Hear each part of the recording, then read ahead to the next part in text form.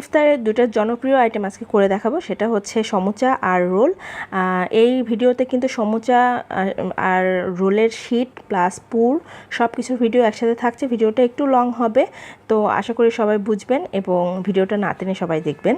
তো প্রথমেই প্যান গরম করে নিয়ে তেল দিয়ে দিয়েছি পর্যাপ্ত পরিমাণে, আর দিয়ে দিচ্ছি 1.5 কাপের মতো পেঁয়াজটা একটু নরম হয়ে আসা পর্যন্ত ভেজে নিব। তারপরে 1 চা চামচ করে 1.5 চা চামচ করে আমি আদা বাটা রসুন বাটা দিয়েছি, 1 চামচ দিয়েছি জিরা বাটা, দিয়ে একটু ভালো করে ভেজে নিচ্ছি।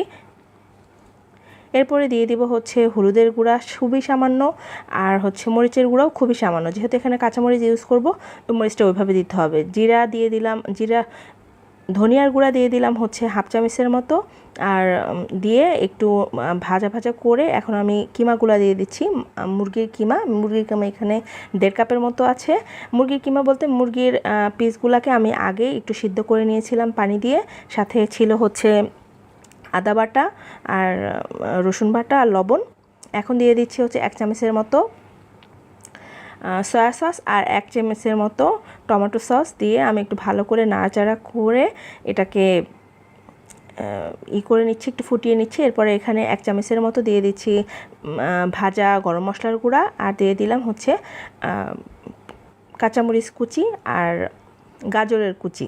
গাজরটাকে আমি গ্রেট করে দিয়েছি 1/2 কাপের মতো, দিয়ে একটু ভালো করে নাড়াচাড়া করে রসটা টানিয়ে নিলেই কিন্তু সমুচার পুরটা রেডি হয়ে যাবে। এরপরে আবারও প্যানে আমি তেল গরম করে এখানে পেঁয়াজ আর মরিচ কুচি দিয়ে একটু ভেজে নিচ্ছি।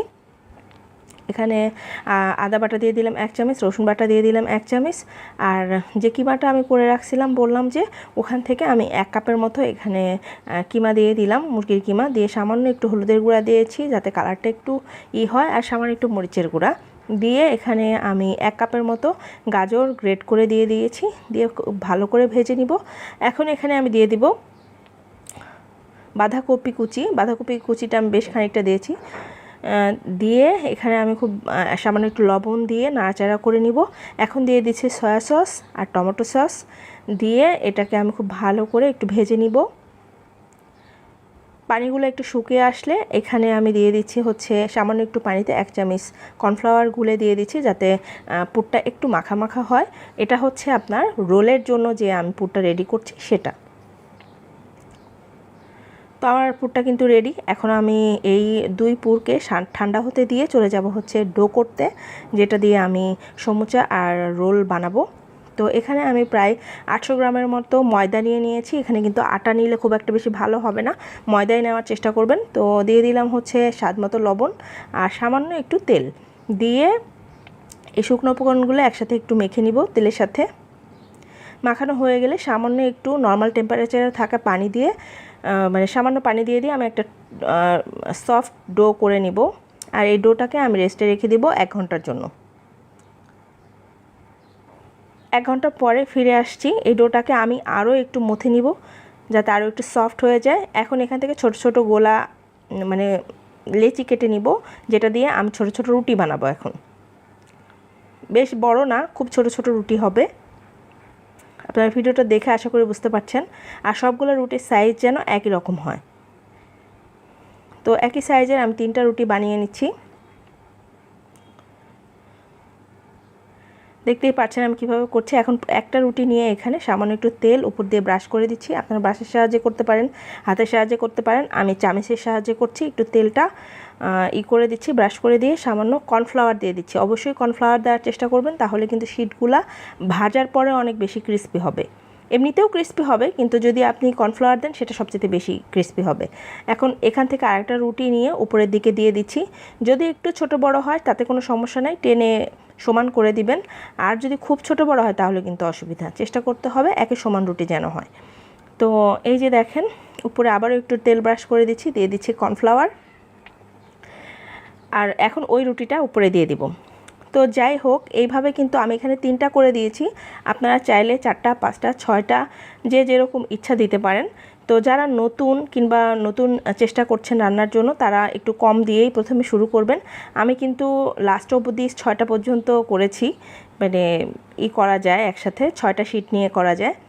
তো এখানে আমি 3টা করে আপনাদেরকে দেখাচ্ছি। এখন আলতো হাতে আমি একটু বেলে নিব, পাতলা রুটির মতো করে বেলে নিব। রুটি যেরকম মোটা থিকনেসের হয় ঠিক একই থিকনেসের হবে। এখন একটা চুলায় তাওয়া বসিয়ে দিয়েছি, একদম লো হিটে এটাকে গরম করে জাস্ট এক পাশটা 30 সেকেন্ড মতো হলেই আমি চেঞ্জ করে অপর পাটটাও 30 সেকেন্ডের মতো সেকে নিব। এর বেশি কিন্তু না, এর বেশি হলে শিটগুলো শক্ত হয়ে যাবে এবং এটা ভালো হবে না, ফেটে ফেটে যাবে। তো চেষ্টা করবেন যে টেম্পারেচারটা মেনটেন করতে। একটু ঠান্ডা হলে, হাতে গরমটা সহ্য হওয়ার মতো হলেই আপনি শিটগুলো খুলে নেবেন। খুব বেশি ঠান্ডা করতে যাবেন না, তাহলে কিন্তু সমস্যা হতে পারে।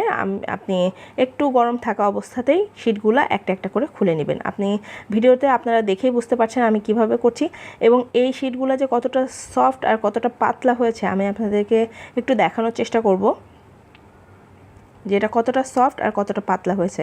একদম কাগজের মতো পাতলা হয়েছে এবং খুব সফট হয়েছে। এখন এই শিটগুলোকে আমি রেডি করে একটা জায়গায় রেখে আমি পাতলা সুতি কাপড় দিয়ে ঢেকে রাখবো, যাতে উপরের সারফেসটা শক্ত না হয়ে যায়। এখন আমি চলে যাচ্ছি শিট কাটার ক্ষেত্রে। আমি সবগুলো শিট কিন্তু বানিয়ে নিয়েছি। এই যে দেখেন কতটা কাগজের মতো পাতলা হয়েছে। এখন সবগুলো শিট আমি একটার পর একটা রেখে সাইডগুলো কেটে আমি সমুচার শিটের আকার দিব। তো দেখতেই পাচ্ছেন একটা ছুরি নিয়ে নিয়েছি, নিয়ে সাইডগুলোকে আমি জাস্ট এবড়ো থেবড়ো অংশগুলোকে আমি কেটে নিচ্ছি। ওপরের ওই সাইডটাও, পাশের সাইড এবং নিচের সাইড সুন্দর করে সমান করে কেটে নিব। কাটা হয়ে গেলে এখন আমি মাঝখান থেকে আবারও একটা দাগ দিয়ে জাস্ট কেটে নিব, তাহলেই কিন্তু আমার সমুচা শিটগুলো রেডি হয়ে যাবে। বাজারেও কিন্তু আমরা এই একই ইসে কিনতে পাওয়া যায়, আপনারা চাইলে সেখান থেকে নিয়েও সমুচা বানাতে পারেন। তবে বাসা থেকে বানালে আর কি হোমমেড খাবারটা একটু বেশি হেলদি হয়, এই কারণেই করা।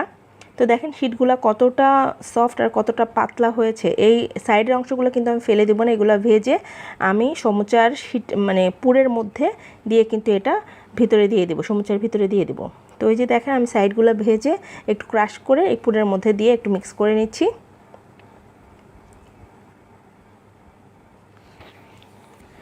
মিক্স করা হয়ে গেলে আমি এখন এটা বানাতে চলে যাব, সমুচাটা।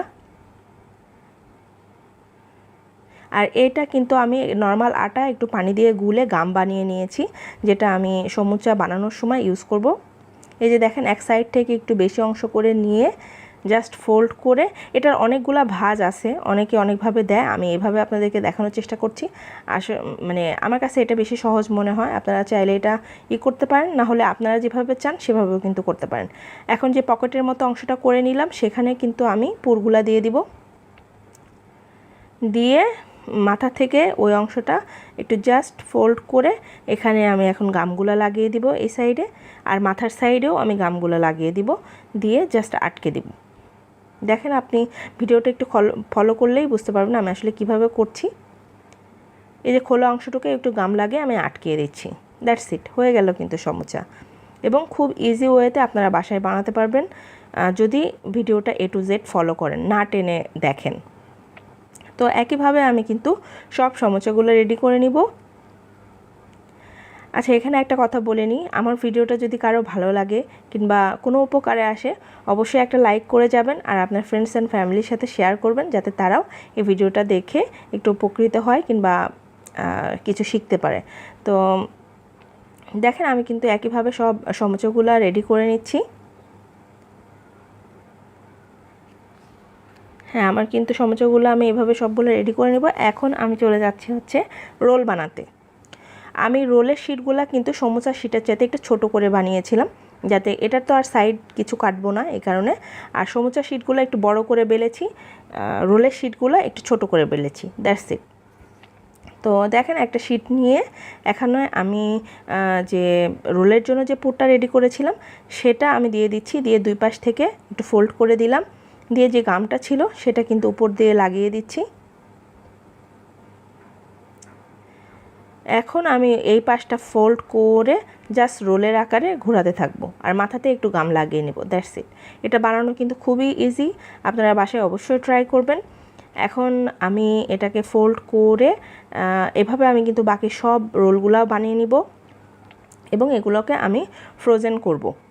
ইফতারের সময় কিন্তু অনেক তাড়াহুড়ো থাকে, প্লাস এবাদতের একটা বিষয় থাকে রমজানের মধ্যে।